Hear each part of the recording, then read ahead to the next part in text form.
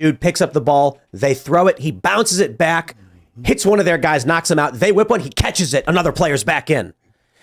Within a few minutes, it's now 3 players on your team, 3 players on their team, and you may be saying they've got so much power, but now they're starting to trip. They're stumbling over themselves. They're in panic. They're in disarray. You have picked up the momentum, and you have begun to win. The momentum has changed. This New Mexico gun ban attempt is exactly what I thought should happen in a just society, is that a governor makes a tyrannical move, the people come out, they protest, and then even the attorney general refuses to work with the tyrant. And it's very encouraging. No, anytime I hear somebody say that we are winning, or that we're winning on this front, or we're winning when it comes to the culture war, or when we're winning when it comes to the Second Amendment, I automatically think to myself that means we need to push the issue a whole lot harder and go ahead and finish off these people rather than celebrating prematurely.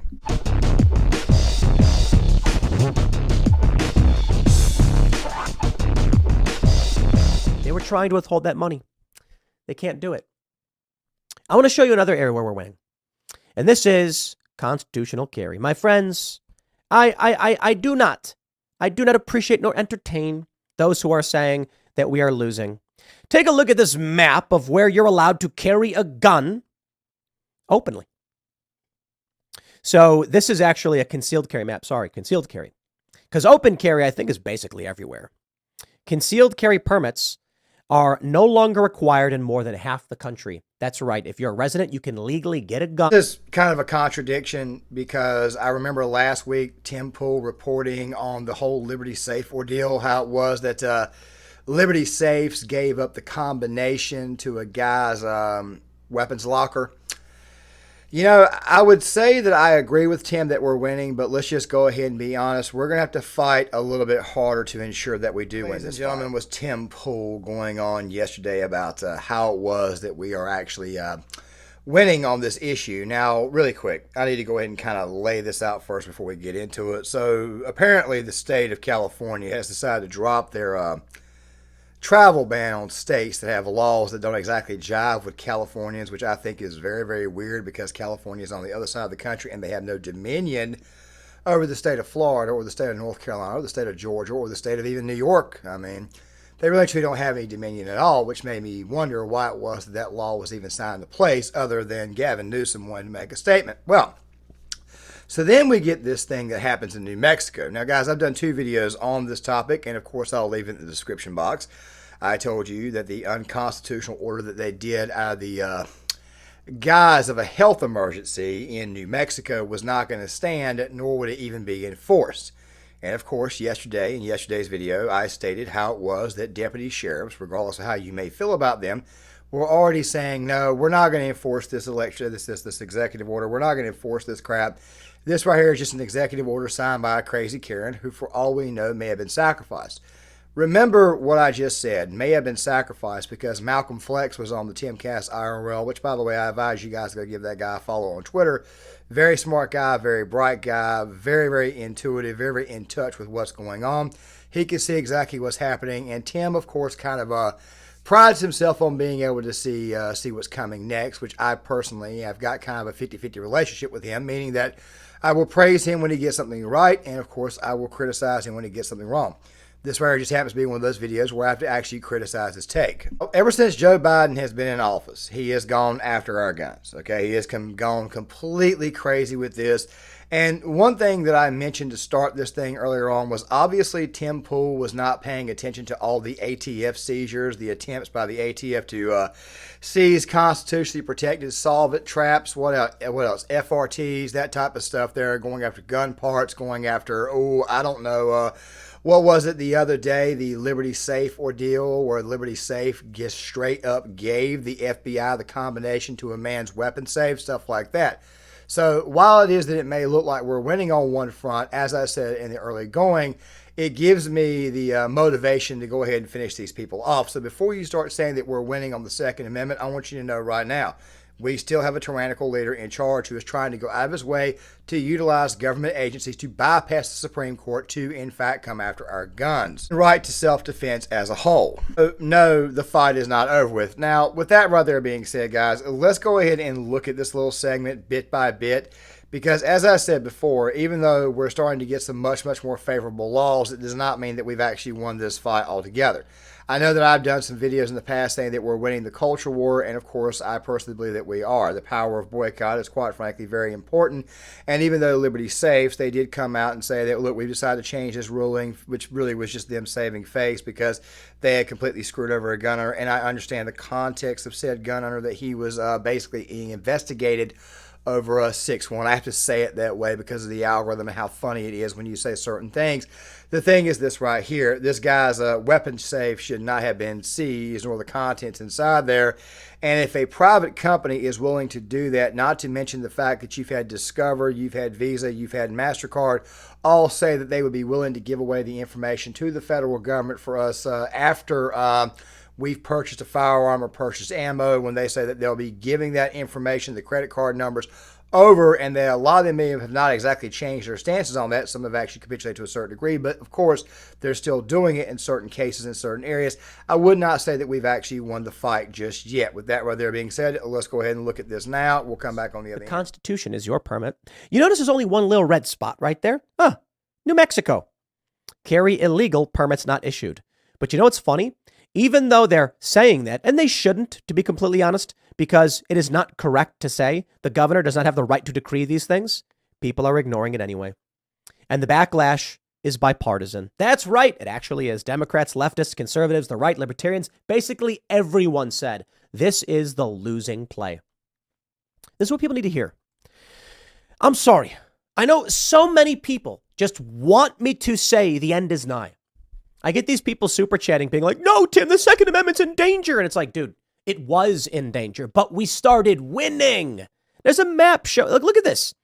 I love showing this map where it shows 1986, 87, and one by one, states start becoming constitutional. States. You couldn't have a gun in the 90s in Illinois at all. Look at this.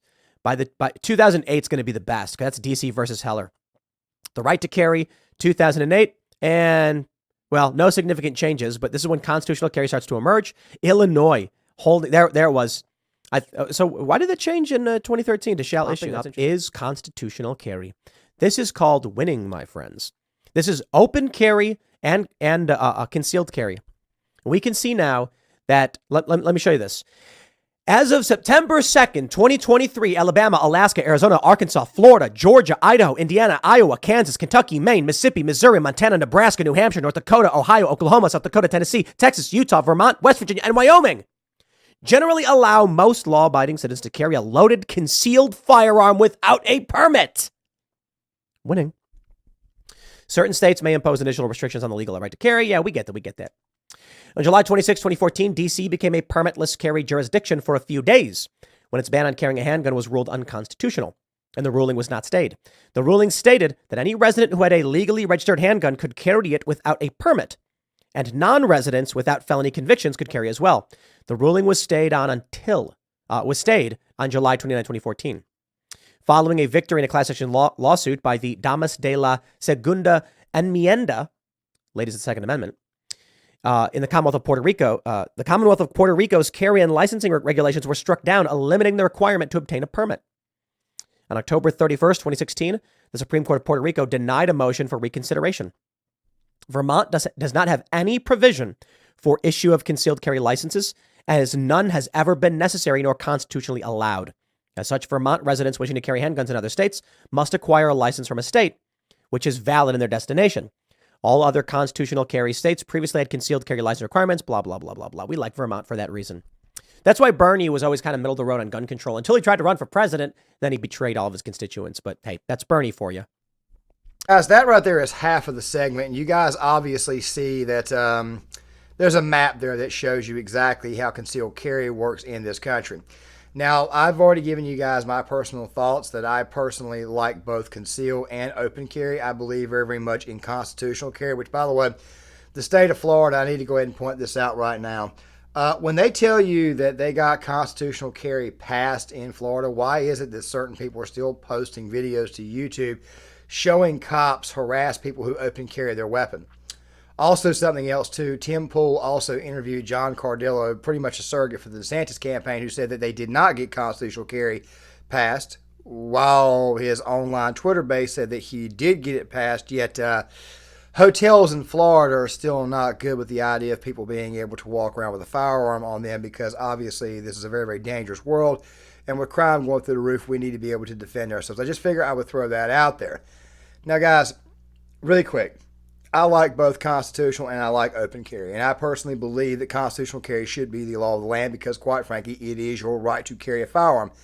Funny how it is that when somebody mentions the Second Amendment, they love to talk about militia, but yet it says the right to keep and bear arms shall not be infringed. But in reality, what it really says is that the right of the people to keep and bear arms shall not be infringed. Yeah, you're leaving out that point about the people, meaning that the people have the ability to own a firearm. They have the ability to carry a firearm. They have the right to not only carry and own a firearm, but they also have the right to have it in their vehicle, to actually carry the bad boy, to actually have it on them in case something happens. Also, the people would in fact be the militia. Of course, explaining this to a leftist politician or a Democrat politician is almost completely impossible to do, because obviously their voter base just believes whatever the hell they say. I mean, to actually put this much, much further in place, and we'll talk about Bruen here in a second, I want to go ahead and throw this out here. We have had D.C. Heller, we have had McDonald Chicago, we've had several gun rulings outside of the Bruen case, and yet for whatever reason, Democrats and even some Republicans, some very, very liberal Republicans, continue to go out of their way to disarm us. I don't know if you know this or not, but typically when a society or a government tries to disarm its citizens, it normally leads to some very, very bad things afterwards. If you don't believe me, why don't you ask the Germans about what Adolf Hitler did? He disarmed the citizens, and what the hell did he do? Of course, he created a gun registry first, but what did he do? He began to immediately start locking people up, started putting away people. Of course, we all know about that little community that we're not allowed to talk about here on YouTube, which quite frankly we get in trouble for because of the ADL. Don't worry, I think that the Elon Musk case will probably work out in his favor. The Russians, they tried to do that before they completely took over their country. Mao Zedong did that, of course, before he tried to take over his country. Also, to go on top of that, Fidel Castro, he also did it as well. He did it before actually enslaving his people to communism. So no, I will not be handing you guys my firearm. Now, on the surface, when you see that map, you may be thinking that you're winning. But here's the thing, though. I only saw 26 states in green in reality, and I understand that all 50 states being in green may be a bit of a pipe dream, but let's just go ahead and face it. We've not actually won this fight until all 50 states as a nation have fully embraced this. Constitutional carry, your right to own a firearm, your right to keep and carry a firearm. That is a right that, quite frankly, was ingrained to you by your creator, and it was actually put into the Constitution. The creators knew what they were doing. He's an old pederast, communist, and it does not surprise me that he cowered on the issue. The man's a freeloading SOB. He's been a freeloader his entire life. I have no idea why the hell left-wingers even liked him. But then again, though, what's the old saying? I think it's freeloaders typically tend to like other freeloaders. But still at the same, by left-wingers, I mean hardcore leftists and infected, not classical liberals. Let's go ahead and get that out of the way now. Fact of the matter is this right here. While Tim is saying some things that quite frankly sound very good, I would not celebrate just yet. And the reason why I would not celebrate just yet is because we got this thing called the Overton window. Now, guys, before we look at this next clip, which was Malcolm Flex, I want to go ahead and kind of explain what the Overton window is. The Overton window, and I'm showing you guys a bit of a drawing. This is back from 2014. It shows the party shift. As you guys can see, Republicans began to shift more and more and more towards the center right around 2014, according to the chart. I would actually argue that it was a lot more because many people have said that the Trump administration was not conservative enough. And I would argue that in some cases it kind of was not, even though I voted for the guy twice and probably will vote for him a third time. The thing is this right here. The left has obviously shifted much, much further to the left, almost to the point to where they're absolutely crazy, loons, authoritarian, as I've said before, pure infected. But the right, on the other hand, they actually began to start shifting really in the days of Bush. All you have to do is go back and look at the Patriot Act, and you would see that that right there was an attempt. And by the way, I want to go ahead and say this about the Patriot Act. When it was signed into law, I was 17 years old. We had just got nailed on September the 11th. I was not smart enough then to realize what it could actually do to this nation. And of course, I would eventually join the Marines. And it was not until maybe 4 or 5 years after I got out exactly how harmful and how destructive the Patriot Act could be. I just figured I'd go ahead and throw that out there. But now we enter Malcolm Flex. And of course, Malcolm Flex is here to remind us all that once again, this right here could just be another attempt. Well, I'll let you guys hear for yourself. It always depends on what your players do once momentum shifts, because you're one mistake away from ending up, back where you started. And so it's kind of like right now we're seeing that, hey, the public still does not have a stomach for government overreach. That's amazing. But the problem is, this is sort of conditioning the Overton window. I know you guys saw the whole news with UNC Chapel Hill with the shooting, or not the almost shooting, the dangerous individual, right? Well, that right there happened literally a day after apparently the March for Our Lives was in the courthouse the legislature shouting down their people. So if you get something like that, that just gives them a nice little barometer for how much fear they need in order to condition people. Go ahead. Good. Well, it's just we know that our government uses assets. We know that, again, the CIA, the FBI, groups like that, they entrap people. They cause situations where people end up getting a gun somehow miraculously and then going on a spree. And so I just always wonder, are they going to use this to recalibrate? Who knows how well they calibrate anything, actually. And this is what people need to understand for next year. I am not concerned about a false flag where a CIA or FBI guy or whatever claims to be a Trump supporter in a MAGA hat and then goes and commits some act. What they do every single time, and this is not a conspiracy theory, but the media will lie anyway, the FBI sends criminal informants and agents to convince people to commit acts of violence. That way they can be like, there he is, there's your proof. They supply the individuals, they give them the opportunity, they give them the ideas, they set them up, and then say, oh, heavens me, look what they're doing. What you need to be careful of is when they start to trick you with Fed talk, like Ray Epps yelling to go in the Capitol and everyone started chanting Fed. Yes. When you're seeing their plans fail, when you're seeing liberals forced to say you can't have a public health exception to the Constitution after COVID, wow, we won that. Okay, I got to say, like, we won that one. If Democrats are coming out now saying you cannot overrule the Constitution with a public health order, but 3 years ago they literally claimed you could, we've won that What I took battle. out of that is that liberals, especially those in charge, are probably thinking about what they can and cannot get away with. The fear factor going out there and which, by the way, in reality, if you really and truly want to know why the infected are the way they are, they live in massive amounts of fear. Let's go back to what I was saying earlier about the Patriot Act, and I totally just threw this in, not scripted or anything, but I want to go ahead and throw this out here. Right after 9/11, we immediately went to a massive security state. Before this, people could walk around with a firearm. Shootings were actually much, much lower. Malice was not so much in people's hearts. Also, at one point in time, people could ride to school with a gun rack, of course, in the back of their truck. This was common through the South. It wasn't until sometime right around the Clinton administration that they started to crack down on that. And then in the early days of the Bush administration, it got a lot worse. The Patriot Act, for the most part, actually, and I understand this is not a video on the Patriot Act, but bear with me. The Patriot Act was like the ultimate. I mean, it was like the ultimate in actual evasion of privacy. Okay, cameras were pretty much everywhere. TSA, which, matter of fact, the TSA thing I'm not going to get too much on because if I'm getting on a plane, then obviously I want to know that I'm safe. But then again, though, you also see TSA re-implement mask mandates and all that BS because of their fear of C9-1. As a matter of fact, let me go ahead and say this right now. The vast hysteria around that particular ordeal started the first 2 weeks, but liberals, for whatever reason, or the infected and the moderate infected and even some conservative infected, they stay living in fear of that entire ordeal to the point where they still live in fear with it today. Guys, I was just at the mall getting some Chinese food, and there are still people walking around my location with masks on. Of course, it's like 1 out of every 200 people. And, of course, you got people driving in a vehicle by themselves with their mask on, yet they've also been triple, quadruple, 5, 6, 7, 8, whatever many times vaccinated. It's absolutely insane. It's a state of fear that these people live in. And I would argue that a lot of this actually started back on 9/11. We got attacked for the first time. Of course, we can argue the merits of that at a later date. But here's the thing, though. We've been in a perpetual state of fear ever since then.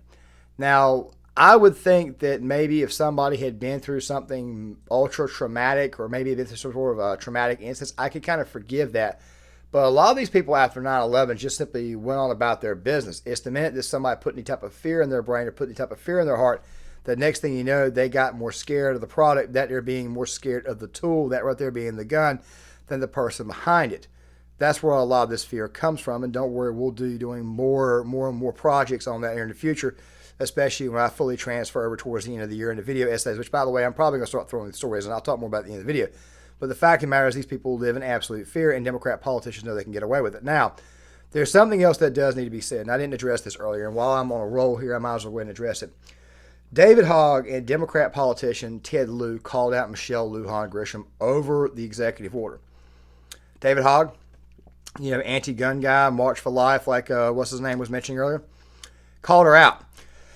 David Hogg is a Democrat Party shill, okay? The exact same thing is also the case with Ted Lieu, who is also very, very much a progressive and a Democrat. And if you know who Ted Lieu is, you probably remember him from the documentary Was a Woman. When Matt Walsh went to interview him, what did he do? He then turned right back around. In that case, he turned right back around and wanted to walk out the minute anybody pressed him on any type of hard issues. These politicians are bought and paid for. They're not even genuine. They're not even real. The reason why I'm bringing this up is because these politicians serve to put other politicians in their place on their own side to save them from themselves. Let me give you guys a very quick example. Now, guys, I'm taking a hell of a risk here putting this section of the video in here. And, of course, this has not got to do with the current Democrat politicians that we're talking about here, including Michelle Lujan Grisham. But I want to throw this in here from the man himself, Mr. Razorfist. Let me go ahead and have him explain this. Their argument? Well, she may not be Republican, but she is frustrating the political will of the Democratic Party. This in connection with her providing one of two so-called swing votes to preclude the passage of the $1 trillion dog shit in the Let's Go Brandon budget bill. But is she shit dicks? Look, when Ocasio Chavez ascended to the socialistic wing of the Democratic Party, did the Pelosi posse welcome her with open cankles, or did they quietly undermine her Marxist ass and ultimately get her to shit-can her own campaign advisor, resulting in a slow decline in the squad's fortunes for the last 15 fucking months or so? My point is, the DNC demand lockstep, but they also have a habit of undermining their most extreme elements before they become a major issue, and they also use motherfuckers like Manchin and pseudo-moderates like Sinema to save the party from it fucking self. Unless you're in Arizona, you're likely unaware that Kyrsten Sinema and our other suspiciously elected Democratic Senator, Chairman Mark Kelly, are lobbing dueling attack ads at each other at present. And the methodology is simple, stupid. Chairman Mark was elected primarily by Democrats, while Sinema was sent to the Senate on the strength of rhinos and suburban wine moms who say 70 Hail McCains before their That right there was very brief, and of course that right there, that entire video will be in the description box. He was talking about Kyrsten Sinema. If you guys remember, Kyrsten Sinema and Joe Manchin, they were the two Democrat politicians who were voting against the idea of getting rid of the filibuster.